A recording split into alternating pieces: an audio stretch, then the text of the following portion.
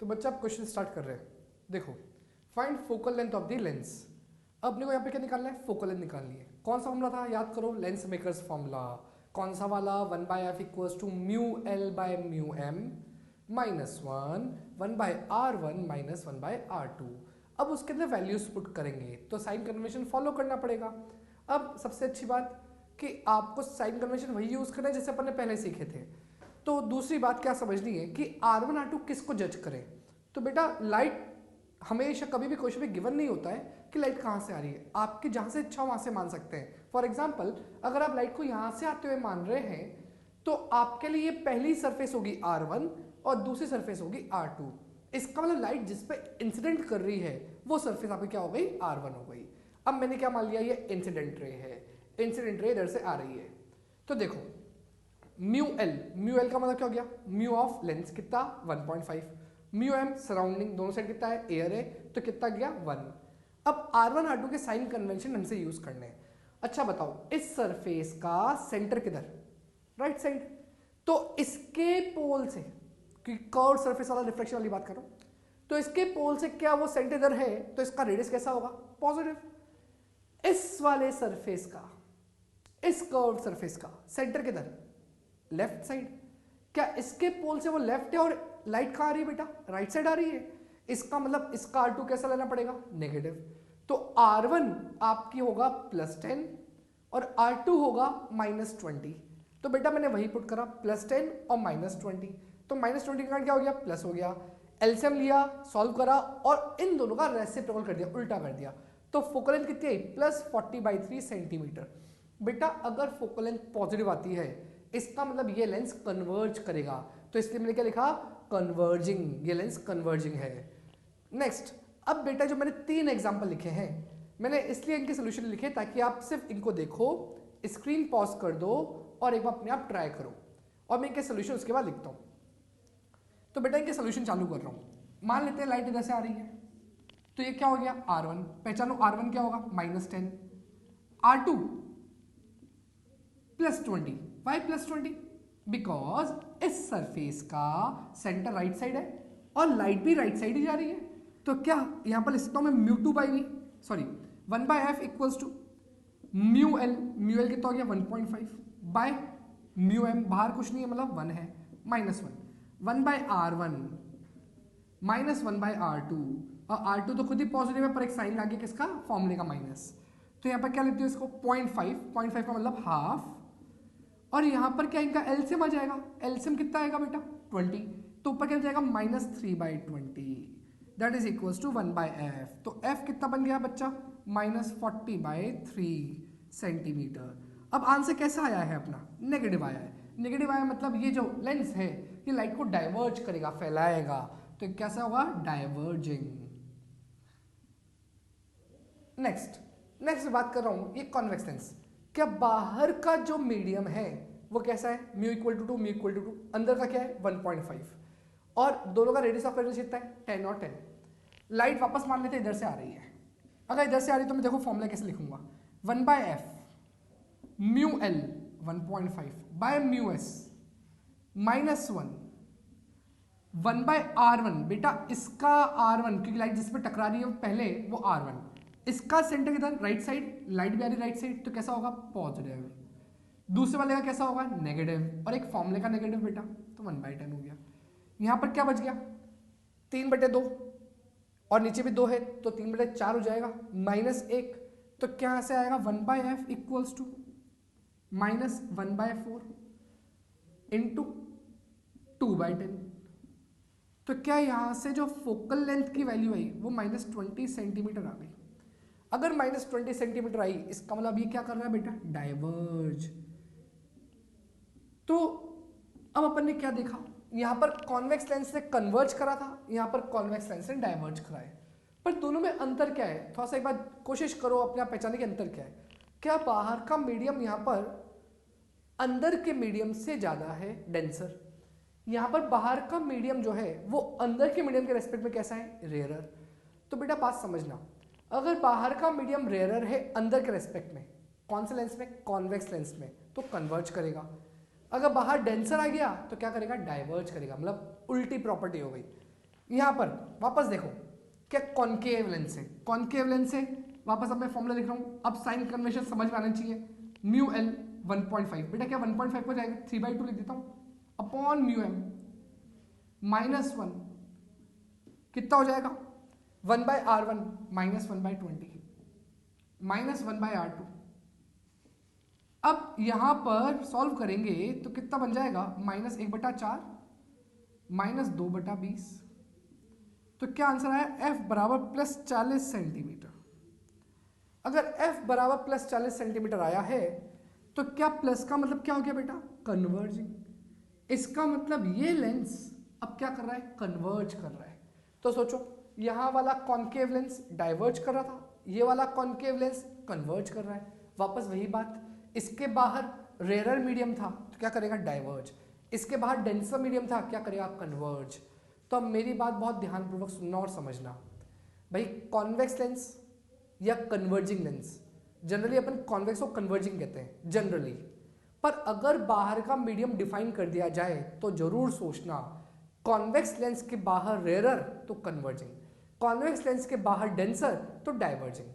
Similarly concave lens generally अपन diverging बोलते हैं, कॉन्केव लेंस के बाहर अगर रेयरर मीडियम है तो डाइवर्जिंग, कॉन्केव लेंस के अगर बाहर डेंसर मीडियम है तो कैसा होगा कन्वर्जिंग।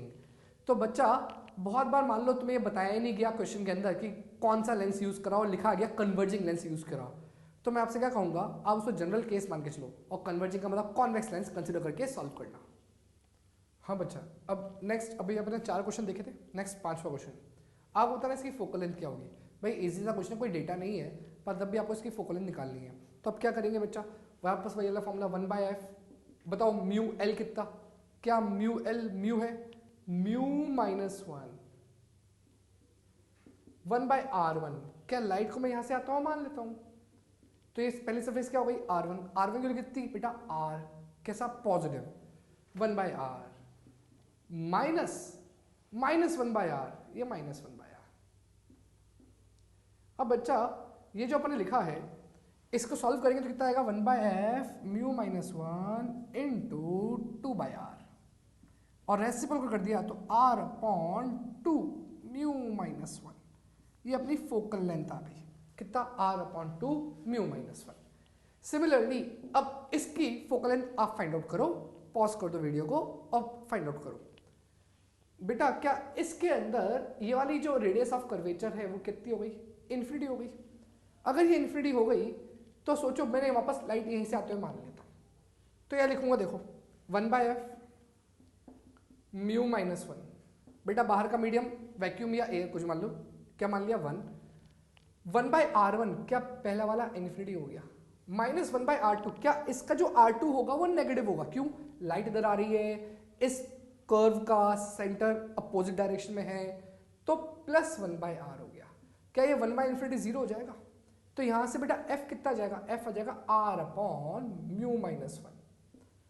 अब बेटा यहां से अपन इन दोनों से क्या बात सीखे वो बात मैं यहां पर नोट पे समझा रहा हूं कि अगर कोई इक्वी कॉन्वेक्स लेंस है उसको बिल्कुल बीच से वर्टिकली अपन ने कट कर दिया तो उसके 2 हिस्से हो गए बेटा, ये वाला भी सरफेस जो है इसका रेडियस ऑफ कर्वेचर इन्फिनिटी, इस वाले सरफेस की रेडियस ऑफ कर्वेचर इन्फिनिटी, तो फोकल लेंथ में क्या फर्क आएगा वो चीज का अपन डेरिवेशन कर चुके हैं। देखो इसका f r/2 म्यू -1, इसका f r/म्यू -1, क्या ये वाला जो f है ये इसका 2 गुना है, अगर इसका ये 2 गुना है इसका मतलब इसका डबल कर दो तो ये मिल जाएगा, इसका मतलब आधे लेंस की फोकल लेंथ पूरे की क्या है डबल है, इसका मतलब इसका फोकल लेंथ f है तो इसकी फोकल लेंथ क्या होगी 2f और इसकी भी क्या होगी बेटा 2f।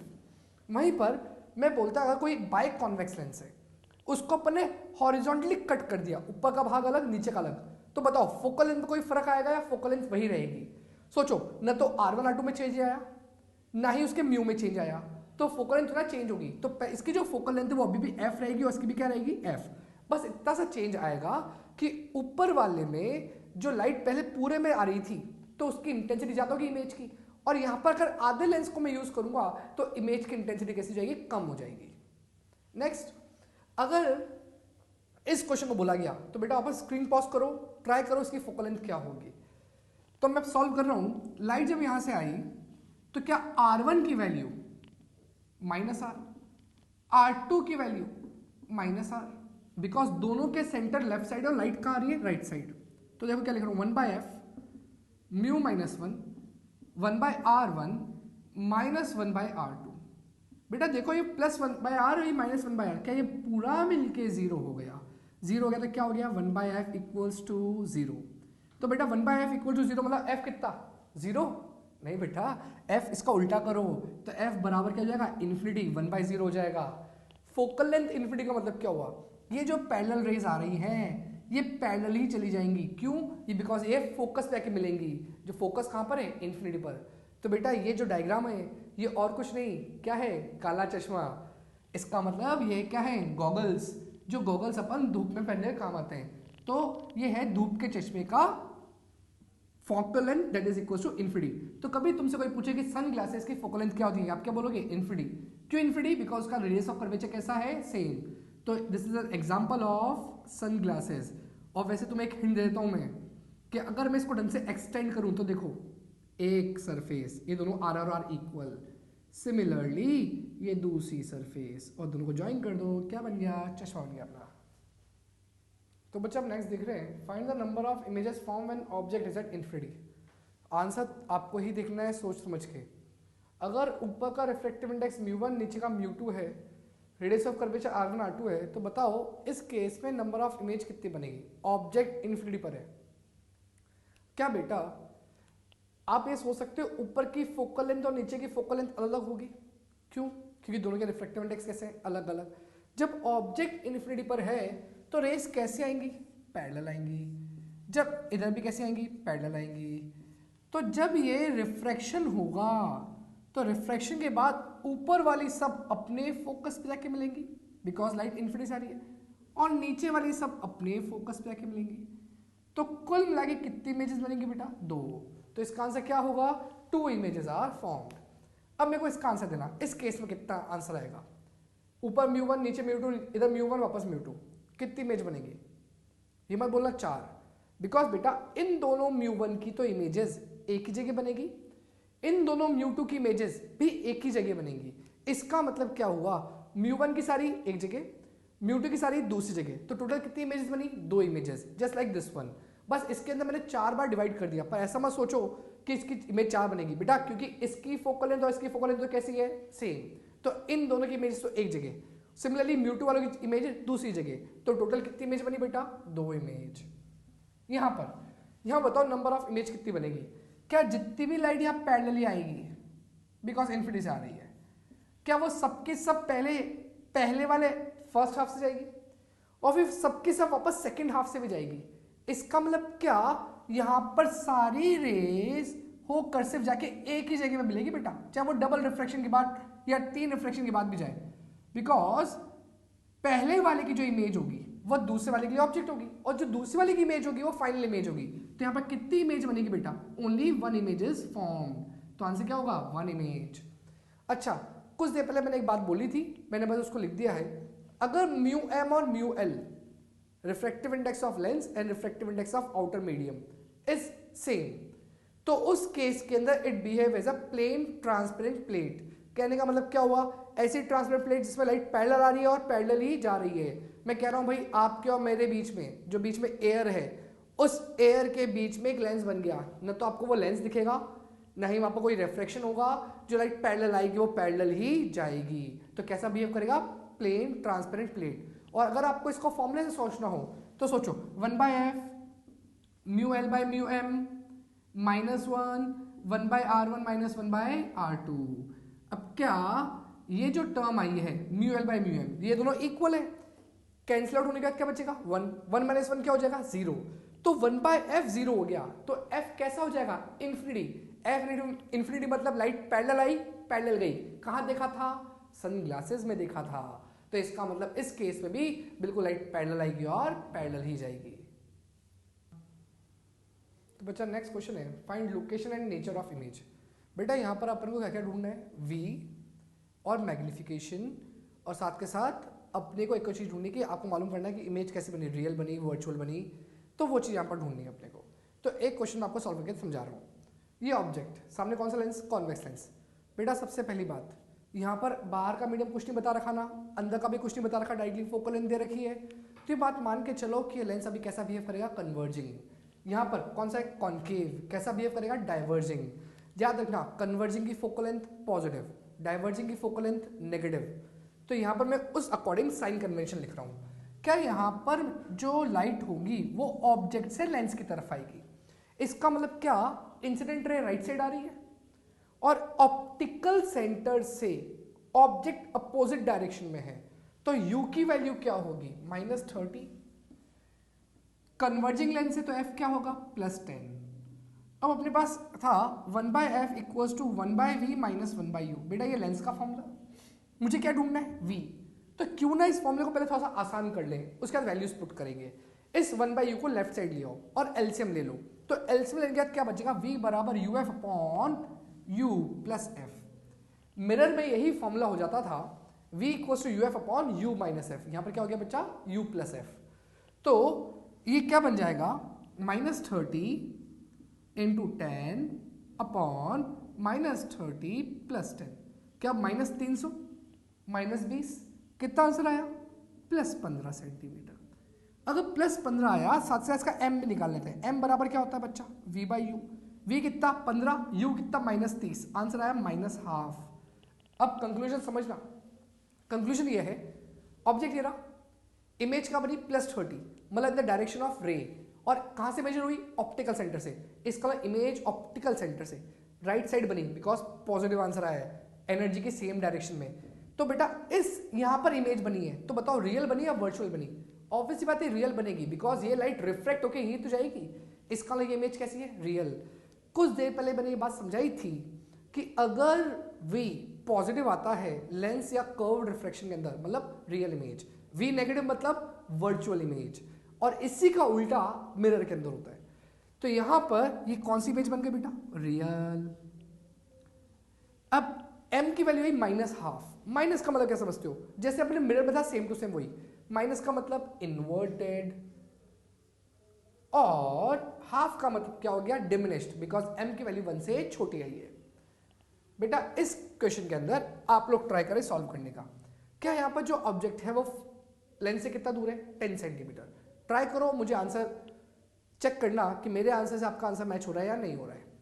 तो मैं इसको सॉल्व कर रहा हूँ। क्या u की वैल्यू -10, f की वैल्यू -10, y -10 डाइवर्जिंग है, तो v बराबर uf upon u plus F. Values put करते हैं, ऊपर हो गया +100, नीचे हो गया -20, आंसर आया -5। इसका मतलब जो इमेज है वो ऑप्टिकल सेंटर से अपोजिट टू इंसिडेंट रे बन रही है, तो इंसिडेंट रे का जाएगी राइट साइड, तो इमेज यहां कहीं बन गई। तो कितना दूर, ऑप्टिकल सेंटर से 5, और m की वैल्यू क्या, v/u। v कितना हो गया -5, u की वैल्यू क्या हो गई -10, आंसर कितना हो गया +12। प्लस का मतलब क्या बच्चा, इरेक्ट, हाफ का मतलब क्या, डिमिनिश्ड। नेक्स्ट, ये दोनों बच्चा इंसिडेंट रे है और ये भी इंसिडेंट रे। पहले बताओ कि ऑब्जेक्ट तुम्हें कहां दिखाई दे रहा है, क्या ये दोनों इंसिडेंट रे लेफ्ट साइड में कभी मिल सकती है क्या, नहीं। पर क्या ये आ गया कि कन्वर्ज हो रही है, बिल्कुल हो रही है, कन्वर्ज हो रही है। तो जहां पर इंसिडेंट रे वर्चुअल फॉर्म में या रियल फॉर्म में मिले, वहां पर क्या बनता है, ऑब्जेक्ट।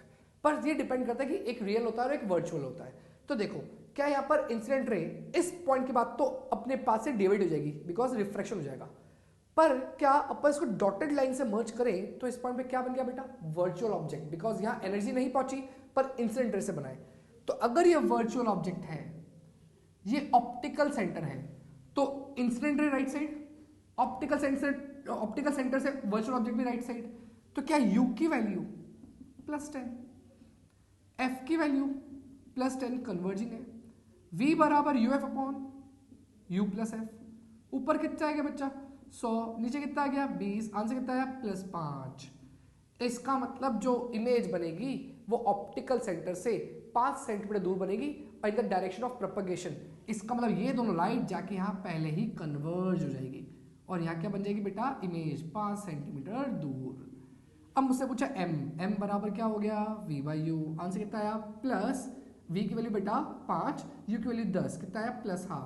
आंसर कैसा आया, इरेक्ट एंड डिमिनिश्ड। तो बच्चा नेक्स्ट क्वेश्चन है, a lens made up of glass mu 1.5 has focal length f in air if same lens is dipped inside the water find new focal length. Mu water कितना 4/3। भाई obvious सी बात है ना, बाहर का मीडियम अगर change होगा तो म्यू चेंज होगा बाहर का, और म्यू चेंज होगा तो फोकल लेंथ क्या होगी, चेंज होगी। तो आपको बताना नई फोकल लेंथ क्या होगी। अब देखो क्या पहली कंडीशन के अकॉर्डिंग फॉर्मूला क्या लिखूंगा, 1/f 1.5 minus 1/r1 minus 1/r2। बेटा मुझे नहीं मालूम कि r1 r2 क्या है, तो बस मैंने उसको लिख दिया r1 और r2। दूसरी कंडीशन के लिए क्या, दूसरी कंडीशन का फॉर्मूला क्या बनेगा, 1/f f डैश लिख दिया इसको बेटा, 1.5 upon 4/3 minus 1/r1 minus 1/r2। बेटा अगर मैं दोनों को डिवाइड कर दूं तो ये 1/r1 माइनस 1/r2 दोनों कैंसिल आउट हो जाएंगे। तो क्या बचेगा दोनों को डिवाइड करने पर, डिवाइड बोथ। तो देखो ये f डैश ऊपर आ जाएगा, f नीचे आ जाएगा, ऊपर क्या बचेगा 0.5, नीचे क्या बचेगा, देखो ये 3 पर जाएगा, क्या बन जाएगा 4.5 माइनस 4 तो कितना 0.5 अपॉन 4। तो यहां से ये पूरी टर्म बन गई। इसको सॉल्व करूंगा तो क्या आएगा, f dash is equal to 4f। अब बेटा f dash is equal to 4f ये जो आया है, इससे क्या कंक्लूजन निकला, कंक्लूजन ये निकला जब भी कोई ग्लास का लेंस को पानी में डाल दिया जाए तो उसकी फोकल लेंथ 4 गुना हो जाती है।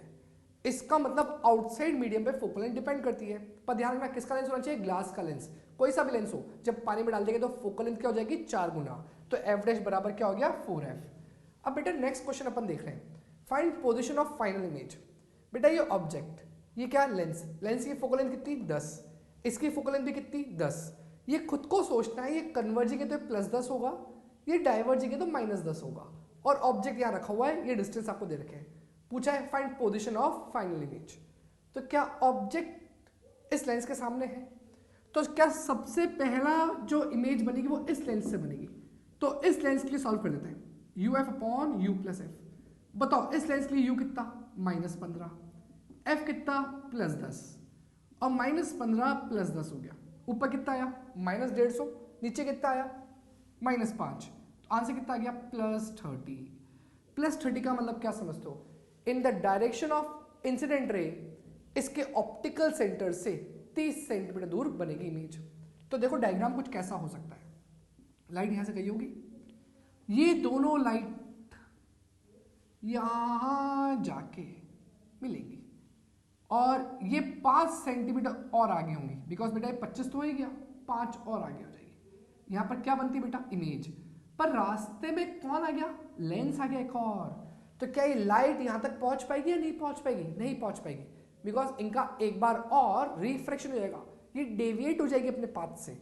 तो बेटा मेरे को इतनी बात मालूम है कि इसकी रिफ्रैक्टेड रे कॉन्केव लेंस के लिए इंसिडेंट रे बन गई है। इसका मतलब पहले वाले की इमेज दूसरे वाले की क्या होगी, ऑब्जेक्ट। कैसा ऑब्जेक्ट हो गई, वर्चुअल ऑब्जेक्ट। कुछ देर पहले मैंने वर्चुअल ऑब्जेक्ट के ऊपर क्वेश्चन कराया था, अगर भूल गए हो तो फटाफट उसको देख लेना और वापस इसको देखना फिर। तो क्या दूसरे लेंस की बात कर रहा हूं, क्या दूसरे लेंस के लिए u की वैल्यू +5, क्यों +5, लाइट राइट साइड जा रही है, इसके ऑप्टिकल सेंटर से 5 सेंटीमीटर दूर है। ये कौन बेटा I1 इज ऑब्जेक्ट हेयर, कौन से लेंस के लिए, दूसरे लेंस के लिए। और f -10, क्यों -10, बिकॉज डाइवर्जिंग लेंस है बच्चा। तो क्या v बराबर uf upon u plus F, ऊपर क्या आएगा -50, नीचे कितना आएगा -5।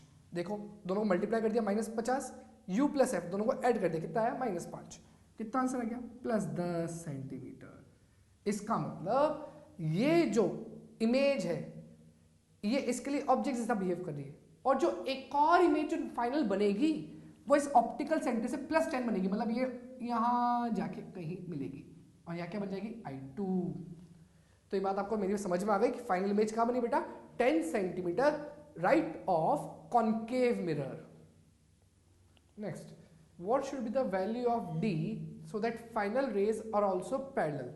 क्या इंसिडेंट रे जो है वो पैरेलल आ रही है, और अपने को क्या चाहिए कि दोनों रिफ्रैक्शन के बाद रेज वापस क्या हो जाए, पैरेलल हो जाए।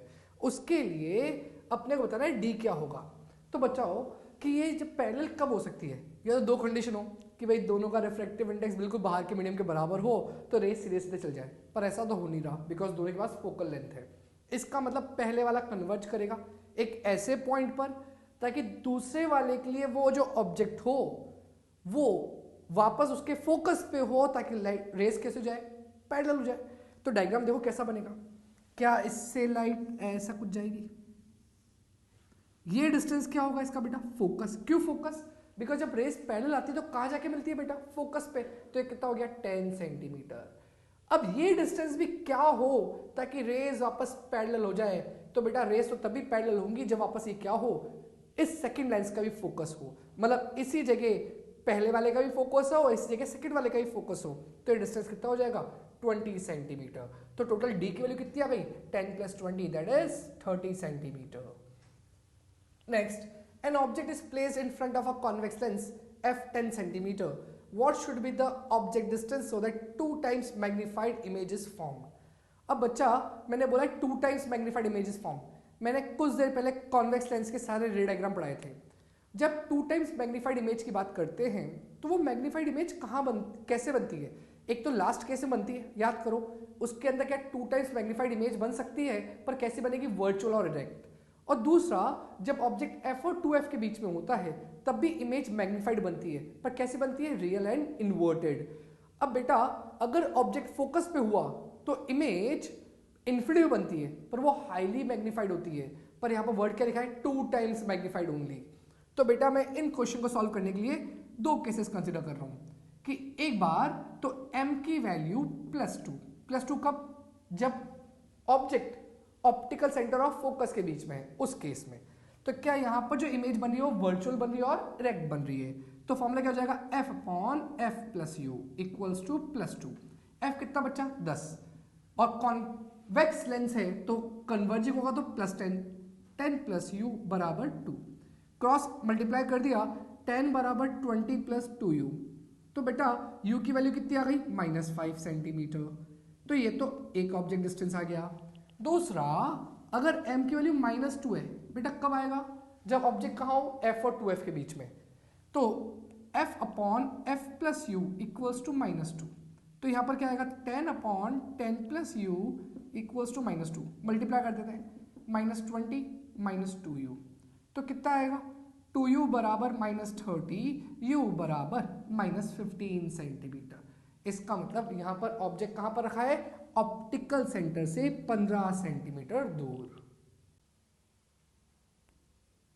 3, 2, 1। तो बच्चा नेक्स्ट क्वेश्चन है what should be the value of d so that final image is formed on object itself. अब बेटा फाइनल इमेज का मतलब क्या समझते हैं कि जो लाइट रे है वो सबसे पहले लेंस में से जाएगी, मिरर को स्ट्राइक करेगी, मिरर को स्ट्राइक करने के बाद वापस लेंस में से क्रॉस होकर जो फाइनल इमेज बनेगी वो ऑब्जेक्ट के ऊपर ही बननी चाहिए। ऐसा कब पॉसिबल है, उस केस में ये डी की वैल्यू अपने को ढूंढनी है। आप चाहें तो स्क्रीन को पॉज करके और ट्राई कर सकते हैं अपने आप और फिर मेरा सोल्यूशन देखें। अब सोल्यूशन की बात को समझना, क्या यहाँ से जो लेंस है सबसे पहले एक वो पहली इमेज बनाएगा, तो अब वो चेक करना है वो पहली इमेज कितना दूर बन रही है। तो पहली इमेज कितना दूर बन रही है उसके लिए मैं क्या लिख रहा हूँ, देखो v = uf/u + f। क्या लेंस के लिए फॉर्मूला होता है v का, u की वैल्यू कितनी बेटा -15। अब तो आपको साइन कन्वेंशन समझ में आनी चाहिए, कौन सा लेंस है कन्वर्जिंग, +10 अपॉन -15 + 10। तो क्या यहां से मेरे पास जो आंसर आया वो +30 सेंटीमीटर आया। अब +30 सेंटीमीटर आंसर आया तो अब मेरे मन में ख्याल है कि बताओ ये इमेज क्या लेंस और मिरर के बीच में बन रही है, मिरर के ऊपर बन रही है या मिरर के पीछे बन रही है। ये 3 केसेस ही पॉसिबल है। तो अपन सबके बारे में क्या करके सोचते हैं, तो ध्यान से समझना मेरे डायग्राम को, हो सकता है आपको इससे बहुत अच्छी क्लैरिटी आ जाए कि डायग्राम कैसे चल रहे हैं। बेटा मेरा पहला टारगेट कि लाइट फाइनल जो लाइट होगी वो एग्जैक्टली ऑब्जेक्ट पे पहुंचनी चाहिए।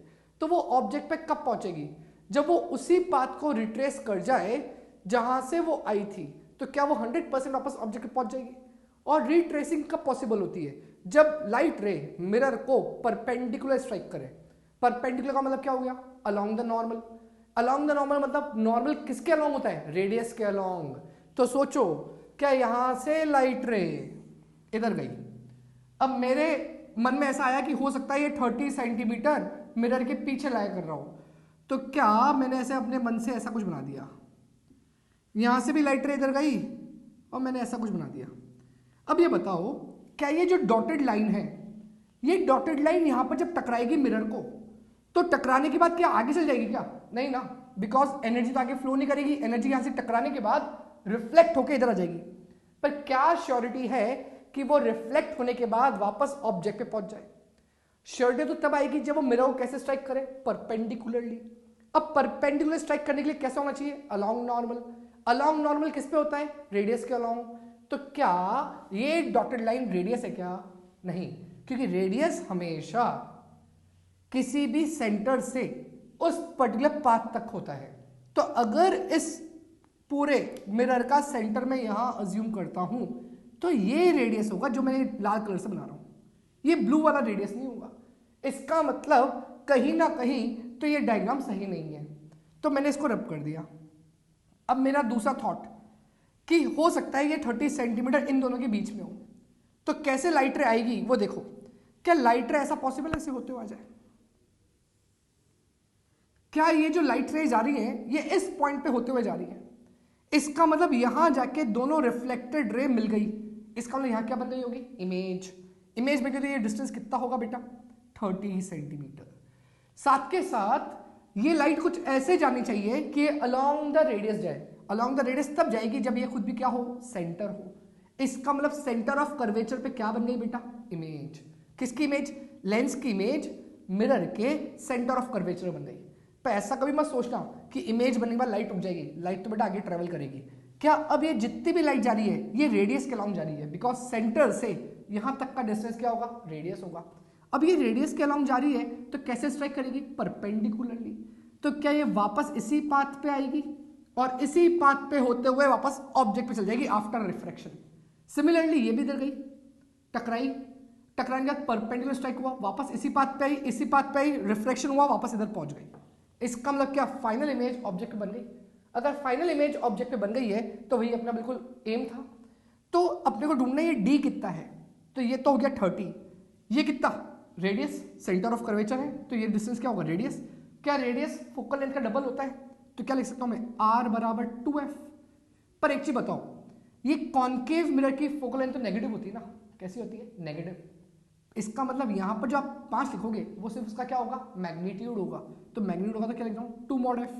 तो क्या ये इतना सा डिस्टेंस कितना हो गया? 10 सेंटीमीटर हो गया। तो what is the distance between both? तो मैं लिखूंगा डी बराबर 30 + 10 40 सेंटीमीटर। अब बच्चा ये तो एक आंसर हो गया। इसी का एक और केस पॉसिबल है, एक आंसर और पॉसिबल है। मैंने क्या कहा था? इमेज बनने के 3 पॉसिबिलिटी, या तो यहां पर, या मिरर पर, या मिरर के पीछे। अपने कौन कौन से देख लिए? मिरर के पीछे वाला पॉसिबल नहीं है, जब इमेज यहां बन रही तो पॉसिबल है। अब तीसरा कौन सा बचा? मिरर वाला। तो उस मिरर वाले को समझा रहा हूं। ये लेंस, ये मिरर। क्या यहां पर ऑब्जेक्ट है इस जगह? कितने सेंटीमीटर है? 15। यहां से लाइट गई, ये पॉसिबिलिटी है ना कि जब लाइट रिफ्रैक्ट हो तो रिफ्रैक्ट होने के बाद वो इस मिरर के पोल पे ही पहुंच गई। तो क्या जो लाइट नीचे से गई होगी वो भी ऐसे पहुंच गई होगी? इसका मतलब इन दोनों रिफ्रैक्टेड रे से जो इमेज बन रही है वो ये पोल पे बन रही है मिरर के। तो अब क्या होगा? अब ये होगा कि जो नीचे वाली ब्लू रे है वो मिरर को टकराने के बाद ऊपर होके आएगी, और जो ऊपर वाली रेड वाली रे है वो मिरर को टकराने के बाद नीचे होके आएगी। तो क्या रेड रे जो जा रही है वो इस पाथ पे होते हुए यहां पर रिफ्लेक्ट होकर वापस यहां पहुंच जाएगी, और जो ब्लू वाली रे है वो यहां पर गई, टकराने के बाद वापस वो इसी पाथ पे आएगी और वापस इधर आ जाएगी। इसका मतलब ये हुआ कि आंसर अभी पॉसिबल है। क्यों पॉसिबल है? बिकॉज अपने को फाइनल इमेज ऑब्जेक्ट के ऊपर ही चाहिए थी। तो ये कब पॉसिबल हुआ? जब पहले वाली इमेज इसकी क्या बन गई? पोल पर। इसका मतलब क्या? ये डिस्टेंस 30 सेंटीमीटर आया और ये डी के बराबर भी हुआ। तो इसका मतलब इस क्वेश्चन के 2 आंसर पॉसिबल है। एक तो आंसर कौन सा पॉसिबल है? 40, और एक आंसर कौन सा पॉसिबल है? डी। डी की वैल्यू कितनी होगी? 30 सेंटीमीटर।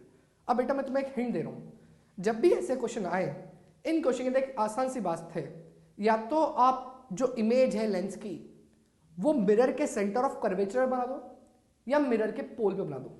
अगर दोनों ही केस पॉसिबल है तो आपके कितने आंसर आएंगे? 2। और चेक कर लो ऑप्शन में कौन सा आंसर है, उसको आप टिक कर सकते हो।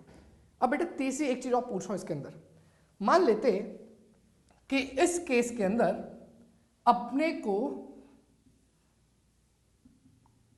इसकी फोकल लेंथ f1 और इसकी फोकल लेंथ f2 दे रखी होती और बोल दिया जाता कि लाइट कैसी आ रही है? पैरेलल। अगर लाइट पैरेलल आ रही है तो after all refraction and reflection सब कुछ होने के बाद जो फाइनल इमेज बननी चाहिए वो भी इन्फिनिटी पे बननी चाहिए, मतलब जिधर ऑब्जेक्ट है वहीं पर बननी चाहिए। तो क्या अब आंसर क्या क्या पॉसिबल है भाई? एक तो पोल वाला पॉसिबल होगा। अब मैं बात कर रहा हूं इस वाले केस की। इस वाले केस के लिए क्या ये लाइट यहां से होते हुए ऐसे जाएगी? क्या ये जो पॉइंट होगा ये पॉइंट इस लेंस का फोकल लेंथ होनी चाहिए? इसका मतलब ये डिस्टेंस था f1। यहां पर क्या बन गई? इमेज। साथ के साथ ये इस मिरर का सेंटर ऑफ कर्वेचर भी होना चाहिए, तब जाके तो लाइट अपने आप को रिट्रेस करेगी बेटा। अगर ये अपने आप को रिट्रेस करेगी तो इसी पाथ पे होते हुए वापस ही चल जाएगी। अब सेंटर ऑफ कर्वेचर होगा तो बताओ ये डिस्टेंस कितना होगा? ये डिस्टेंस कितना होगा? 2f2। और f2 का क्या बेटा? मॉड। तो आप क्या बोलोगे? d small d is equal to f1 plus 2f2। या फिर मान लो ये ऑप्शन में नहीं है तो बताओ इन दोनों में से कौन सा सही होगा? f1 प्लस 2f2 या f1 माइनस 2f2। अब बेटा यहां तो मैंने मॉड लगा दिया था, यहां मॉड नहीं है, इसका मतलब यहां पर साइन कन्वेंशन यूज करने पड़ेंगे। अगर साइन कन्वेंशन यूज करने पड़ेंगे तो इसका जो f2 आएगा क्या वो नेगेटिव आएगा?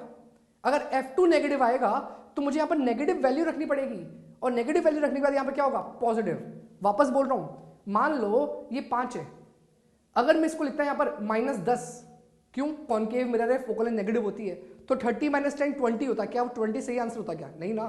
तो अगर मैं इसको पहले से ऐसे लिखता 30 माइनस -10 ऐसा, वो सही तरीका है लिखने का। तो वही काम हुआ, 30 माइनस 2 इंटू -5 जो यहां पर हुआ। तो क्या आंसर कौन कौन सही होंगे? या तो ये वाला सही होगा या फिर ये वाला सही होगा। तो ये बात ध्यान रखना कि ऐसे क्वेश्चन एग्जाम में देखे गए हैं और आंसर यही था। तो आपको ये बात ध्यान रखनी है कि इन क्वेश्चंस के अंदर या तो इमेज मिरर के सी पे बने जो लेंस के द्वारा बनी, या फिर मिरर के पोल पे बने।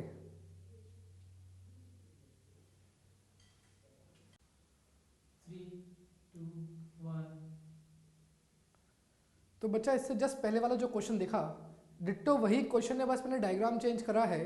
और ये क्वेश्चन मेनली आपके लिए करा रहा हूं। पहले आप स्क्रीन पॉज करो, अपने आप आंसर फाइंड आउट करो, कितने आंसर आने चाहिए? दोनों आंसर आपको आने चाहिए, और फिर आप मेरा सोल्यूशन देखें। तो बेटा सोल्यूशन के अंदर सबसे पहले अपन वही कर रहे हैं, इस लेंस की जो पहली इमेज बनी उसको फाइंड आउट कर रहे हैं। कैसे? v equal to uf upon u plus F. Value क्या जाएगी? -15 इंटू 10 अपॉन -15 प्लस 10। तो क्या यहाँ से आंसर जाएगा +30। अब मैंने क्या कहा था कि इस केस के अंदर जो लेंस की इमेज है या तो वो मिरर के सी पर होनी चाहिए या मिरर के पोल पे होनी चाहिए। तो मैं सबसे पहले मिरर के सी की बात कर रहा हूँ। क्या इस मिरर का सेंटर ऑफ कर्वेचर किधर होगा? इस साइड होगा, बिकॉज कौन सा मिरर है? कॉन्वेक्स मिरर है, तो मैंने लिख दिया सी। और इसी पॉइंट पर लेंस की इमेज बननी चाहिए। इसका मतलब यहाँ से जो रेज जाएंगी वो रिफ्रैक्ट होने के बाद यहां तक पहुंचती, अगर बीच में मिरर नहीं होता तो। पर आप क्या उसका वर्चुअल फॉर्म बना सकते हो, और वर्चुअल फॉर्म कहां तक आना चाहिए? सी तक आना चाहिए। मतलब इसी पॉइंट पे क्या बनती है? इसकी इमेज। तो इसका ये मतलब हो गया कि सी, इसका मतलब ये डिस्टेंस कितना होगा? 2f के बराबर। 2f का मतलब कितना हो गया? 10 सेंटीमीटर। बेटा इसका फोकल लेंथ कैसी होगी? पॉजिटिव, इसलिए मैंने यहाँ मॉड नहीं लगाया। तो कितना हो गया? 10 सेंटीमीटर। ये टोटल डिस्टेंस कितना हो जाएगा? 30 सेंटीमीटर। तो बताओ d कितना? d कौन सा? इन दोनों के बीच का डिस्टेंस, ये वाला। तो d कितना आएगा? तो d बराबर 30 - 10 that is equal to 20 centimetre. अच्छा बताओ इसका जो दूसरा आंसर होगा, इसका जो दूसरा आंसर होगा वो क्या होगा? अब तो बिना डायग्राम बना आपके मन में चलना चाहिए कि लेंस की इमेज कहां बननी चाहिए? मिरर के पोल पर। तो दूसरा आंसर क्या होगा? 30 सेंटीमीटर। तो मैं लिख रहा हूं, और बेटा दूसरा डायग्राम कुछ ऐसा हो जाएगा।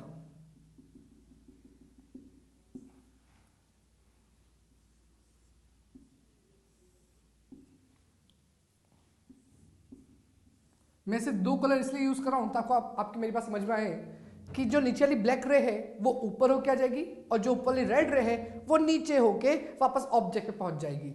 इसका मतलब ये ऑब्जेक्ट इस पॉइंट पे क्या बन गई बेटा, लेंस की इमेज। तो ये जो डी होगा, ये डी की वैल्यू कितनी होगी, 30 सेंटीमीटर।